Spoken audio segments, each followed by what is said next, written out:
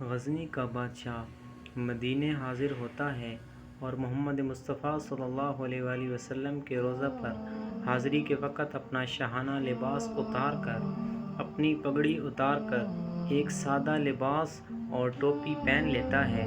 جب لوگ اس سے پوچھتے ہیں کہ بادشاہ سلامت ایسا کیوں، تو وہ کہتا ہے، در مصطفیٰ صلی اللہ علیہ وآلہ وسلم پر میں ایک عام انسان کی طرح حاضری دینا چاہتا ہوں۔ بادشاہ میں غزنی میں ہوں، یہاں میں خادم ہوں رسول صلی اللہ علیہ وآلہ وسلم کا۔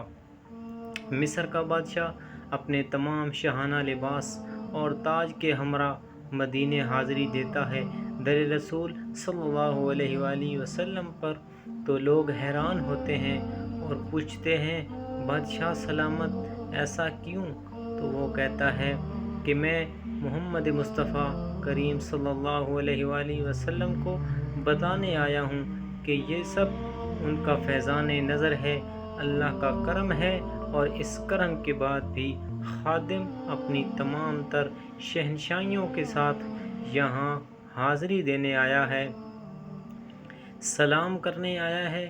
میں اپنے رسول کریم صلی اللہ علیہ وآلہ وسلم کو یہ دکھانے آیا ہوں کہ میں اب بھی آپ کا خادم ہوں۔ آپ غور کر کے دیکھ لیں، دونوں بادشاہ دونوں در مصطفیٰ صلی اللہ علیہ وآلہ وسلم پر حاضری دیتے ہیں، ایک شاہانہ لباس میں، ایک سادہ لباس میں، تو نیت دونوں کی عاجز ہے، لیکن انداز مختلف ہے۔